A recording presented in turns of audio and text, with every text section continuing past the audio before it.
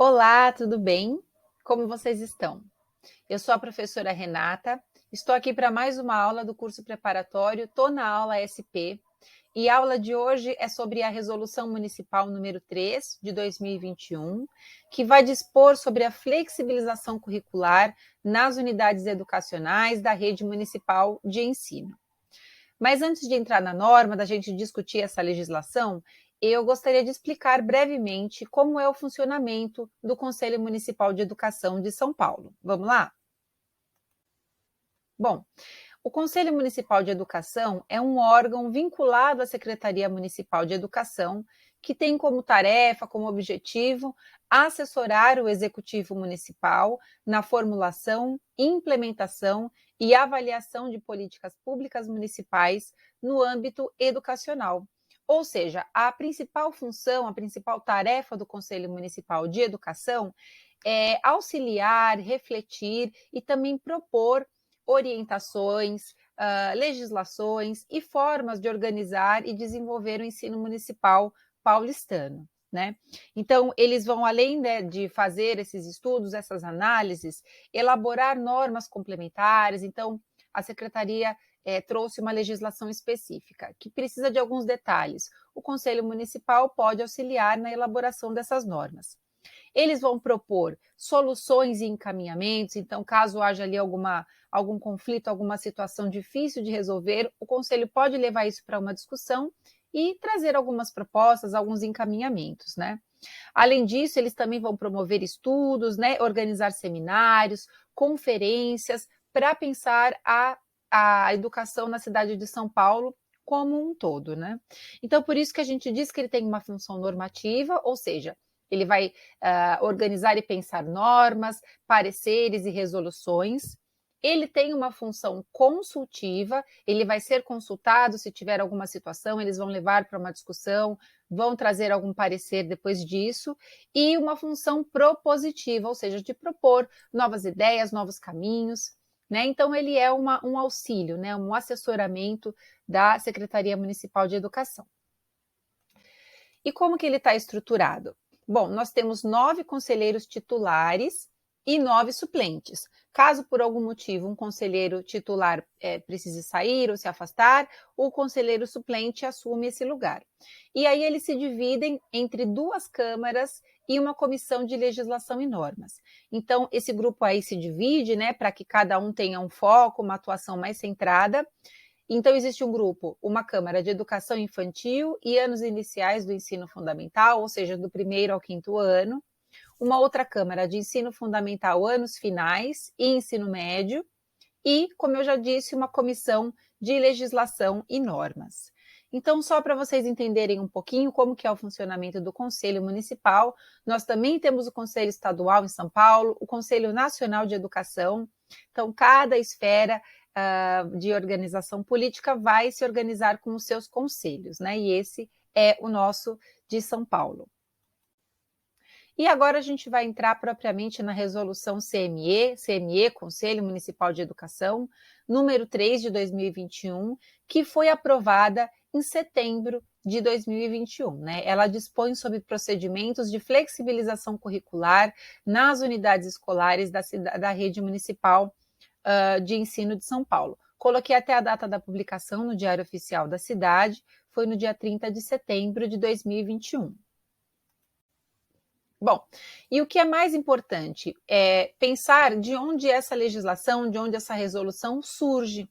Para que isso aconteça, para que a gente entenda por que ela foi elaborada, é sempre importante ler os considerando, né, aquele comecinho da legislação que resgata ou legislações anteriores nas quais ela se embasou, ou em alguns dados, algumas informações técnicas para que se justifique a proposição de uma norma, no caso aqui de uma resolução.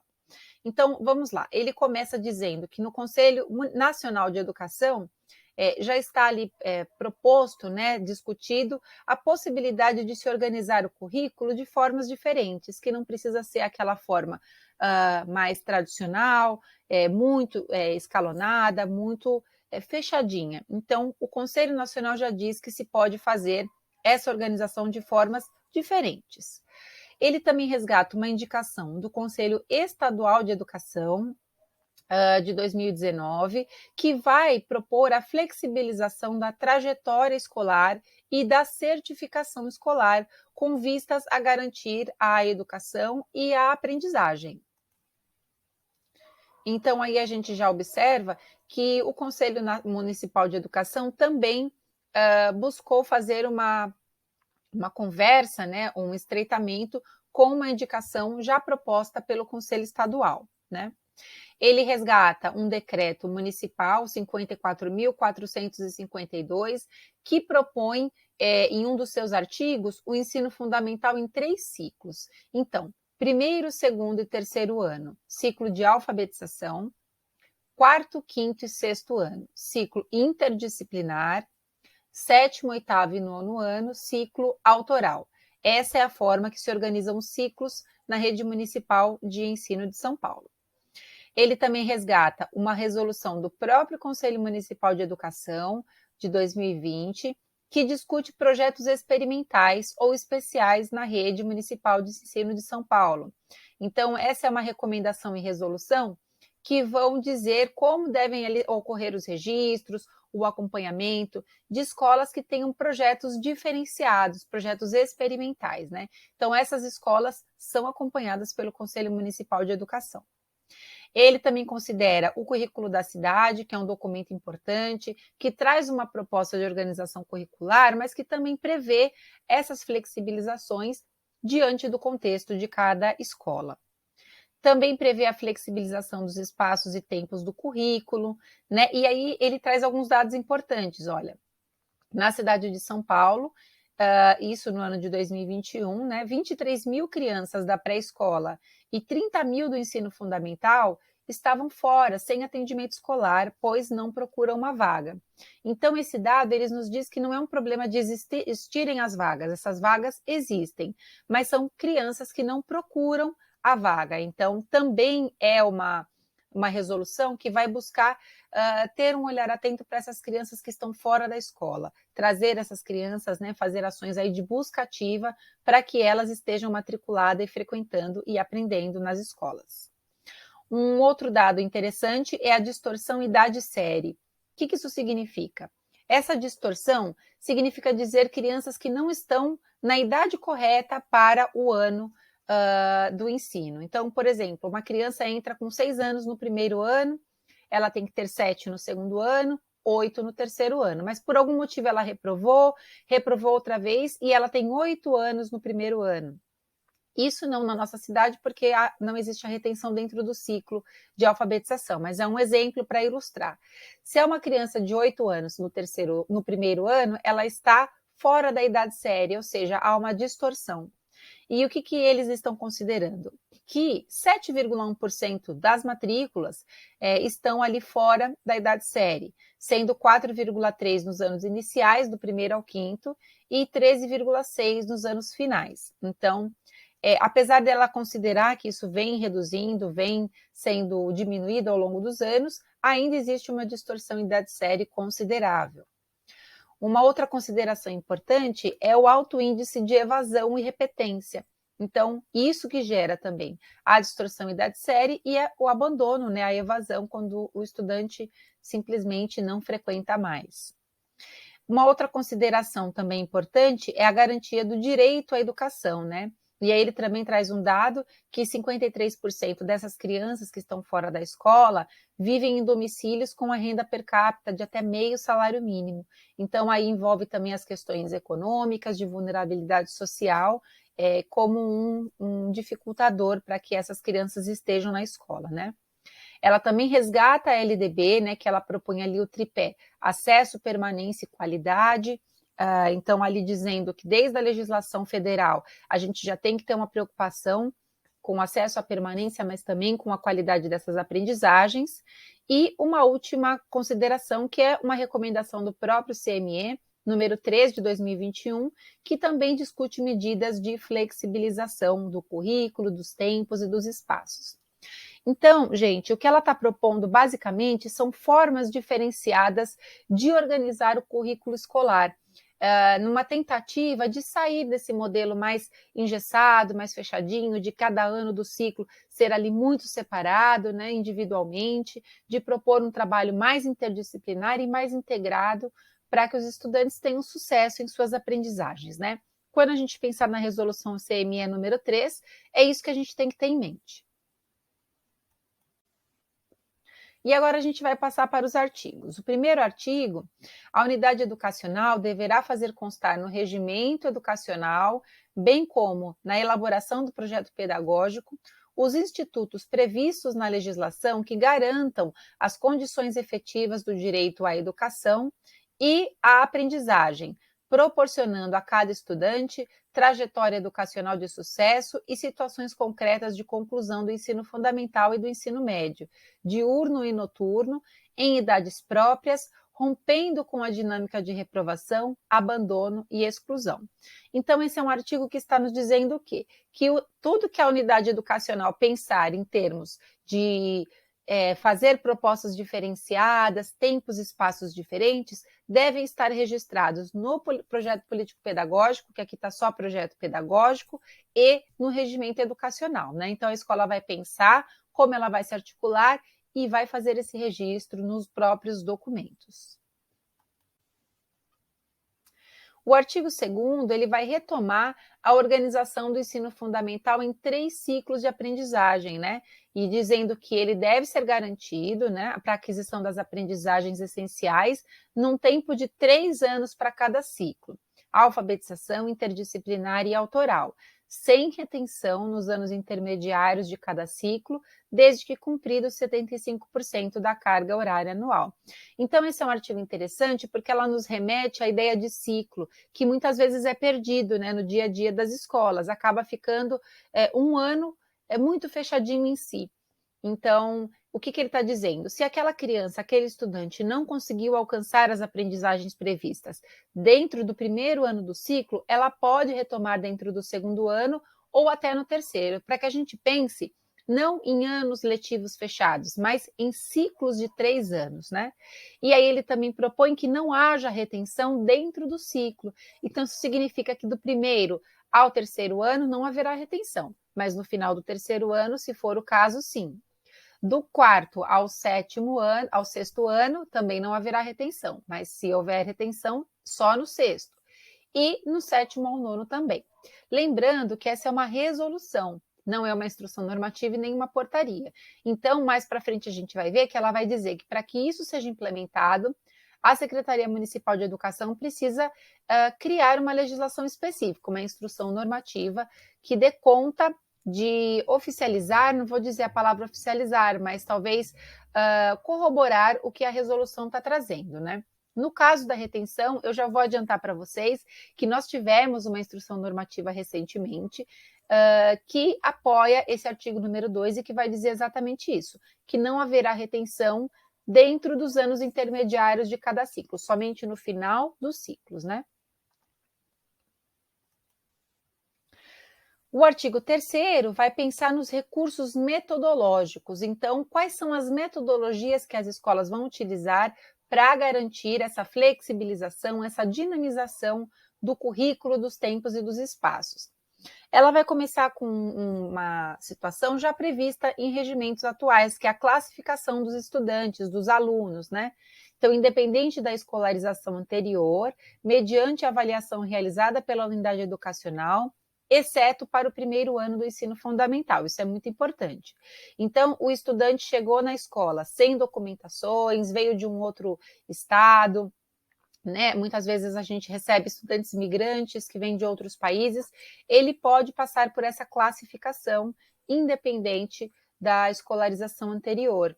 Então, a escola vai fazer ali uma avaliação, uma forma de verificar quais são as aprendizagens desse estudante e adequá-lo na série que ele tiver ali condições de acompanhar, exceto para o primeiro ano do ensino fundamental, tudo bem? Um outro instrumento importante é a reclassificação. Então, o estudante entrou na idade ideal, vamos dizer, aos 6 anos no primeiro ano, mas ele foi passando por repetências, ele está fora da idade série. Mas a escola identificou, a família, que ele teria condições de ser reclassificado. então isso pode ocorrer nas escolas. A escola vai preparar um instrumento avaliativo, uma comissão de professores, e dependendo do que esse estudante alcançar nessa avaliação, ele pode ser reclassificado, né? Então, aqui no artigo 3º ele diz: é o ato aplicado pela unidade educacional para a devida adequação da trajetória do estudante com possibilidade de avanço mediante verificação do aprendizado, né? E um terceiro recurso metodológico é o reforço-recuperação, né? Ela também resgata ali o artigo 24 da nossa LDB, que reza a obrigatoriedade de estudos de recuperação, de preferência paralelos ao período letivo, para casos de baixo rendimento escolar, a serem disciplinados pelas instituições de ensino em seus regimentos para a garantia de continuidade do percurso escolar. Então, a resolução vai fazer uma retomada da LDB e vai dizer da importância desse reforço, dessa recuperação acontecer paralelamente ao período letivo. Então, se o estudante estuda de manhã, ele viria à tarde, num turno contrário, fazer esses estudos de recuperação e reforço. O artigo 4º, ele vai trazer formas, vai trazer algumas propostas, né, para que haja flexibilização da gestão pedagógica, organização curricular, tempos e espaços coerentes com o projeto pedagógico. Então, o que ele propõe? Quais são as ideias e as reflexões que esse conselho traz como proposição para a rede? A criação de turmas com estudantes de séries distintas, com níveis equivalentes de adiantamento na matéria para o ensino de línguas estrangeiras, artes, uso de tecnologias da informação, comunicação e outros. Então, uma proposta de que não se agrupe especificamente os estudantes, cada um da sua série. Ele diz essa possibilidade de se utilizar estudantes de séries distintas focados em uma desses componentes curriculares, e especificamente para que eles também interajam entre si e consigam um melhor aproveitamento, né? Uma outra proposta: espaços educacionais alternativos e acolhedores, não limitados aos espaços de sala de aula ou da escola. Então, aqui é uma sugestão de se sair com eles da sala de aula, utilizar outros espaços, reinventar espaços e até espaços fora da escola, né? Pensando que a nossa cidade tem muitos recursos esportivos, culturais, né? Muitas bibliotecas, então que esses espaços sejam aproveitados para potencializar e dinamizar o estudo e garantir as aprendizagens. A alternância dos tempos escolares, com diferentes formas de distribuição de aulas pelas semanas, semestres ou anos letivo, né? Então, a gente tem uma cultura, né? Olha, segunda-feira, 2 aulas de português, 2 de matemática, 2 de história. Ele diz que isso pode também ser feito de forma diferente. A escola pode pensar em outras organizações, alternando tempos escolares, né? Então, se eu vou dar um exemplo também. Nessa semana, eu acho que seria importante que todas as aulas da segunda-feira fossem de língua portuguesa. A gente pode fazer uma adequação desses tempos escolares, né? É claro que isso envolve também questões dos professores, da organização dinâmica da escola, mas o que a nossa resolução está dizendo é possível, não precisa ser dessa forma, cada aula em seu quadradinho, né? Um outro apontamento importante: o trabalho interdisciplinar por área, de forma a reforçar os conhecimentos dos diferentes componentes curriculares, né? Então, que esses componentes dialoguem entre si, que pensem em estratégias e maneiras de que um entre no outro, para que o conhecimento seja visto como algo global e não fragmentado. Às vezes, os professores de diferentes componentes abordam o mesmo objeto, o mesmo assunto, só que cada um fechado na sua área. Então, o que a nossa resolução está dizendo façam essa integração, essa interdisciplinaridade, para que o estudante veja esse objeto como um todo. E, por fim, a organização de horários que possibilitem a divisão de turmas para aulas práticas, né? A importância também de que não seja um estudo, um ensino muito focado no estudo teórico, que isso envolva também uma ação, uma atividade dos estudantes por meio de aulas práticas. O artigo 5º traz uma expressão muito interessante, que é a aceleração de estudos. O que isso significa, né? Um recurso a ser utilizado visando a redução da distorção em idade série incorporado ao projeto pedagógico da unidade, com base em diagnósticos locais. Então, se vocês verem essa expressão, aceleração de estudos, na prova, saibam que ela está aqui na resolução CME número 3. E com base no que eles trazem isso, né? Que o índice de distorção idade-série será norteado para que a unidade educacional promova a aceleração de estudos por intermédio da organização de turmas específicas para esse fim, e um parágrafo segundo no projeto pedagógico da unidade para a instalação de classe de aceleração, os critérios de agrupamento dos estudantes, a metodologia de trabalho e a adequação curricular serão relacionados com vistas a garantir a possibilidade de avanços na trajetória e a apropriação das habilidades e conhecimentos próprios para a etapa pretendida.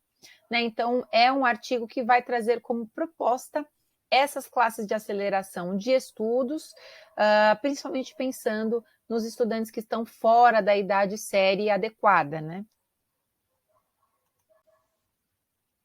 Aí ele vai trazer no artigo 6º, né, o que deve ser incorporado, quais metodologias e recursos devem ser incorporados para possibilitar a continuidade do percurso escolar de cada estudante, com o aproveitamento daquilo que ele já aprendeu, combatendo assim a evasão e a retenção.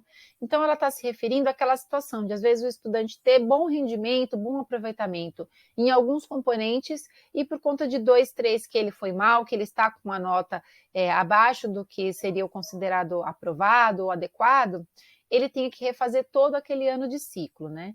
Então, o que ele propõe? Que sejam incorporadas formas de aproveitar o que ele já foi bem e recuperar o que ele não foi tão bem assim. Então, ele coloca 2 possibilidades. O aproveitamento de estudos concluídos com êxito, né, que é possibilitar o aproveitamento do estudo dos componentes curriculares concluídos com sucesso, aos estudantes do diurno e noturno, do final dos ciclos interdisciplinar e autoral, e de todas as séries do ensino médio, em todas as modalidades, que não apresentem desempenho satisfatório em 2 ou até 3 componentes curriculares. Então é isso, né? Caso ele tenha ali ficado não vou nem dizer recuperação, porque a recuperação ainda há um tempo para se rever a nota, né? Mas caso ele tenha sido reprovado em 2 ou até 3 componentes, que os demais que ele tenha ali sido bem avaliados sejam aproveitados para o ano seguinte. Uma outra possibilidade é a matrícula por componente curricular e área de conhecimento, em especial para os estudantes do diurno e noturno do ano final dos ciclos interdisciplinar e autoral e de todas as séries do ensino médio em todas as modalidades. Há que se prever a possibilidade de matrícula por componente curricular, área do conhecimento, podendo cursar concomitantemente ou não os componentes com desempenho insuficiente do ano anterior. Então, vamos dizer que ele tenha passado de ano, mas tenha ficado com 2 ou 3 componentes reprovados. Ele poderia cursá-los no ano seguinte, né? Infelizmente, isso ainda não está regulamentado na nossa rede, mas a resolução traz como possibilidade, como uma reflexão que foi feita e um caminho que eles encontraram para evitar essa evasão e essa distorção idade-série. Né? Traz também um parágrafo único esse artigo.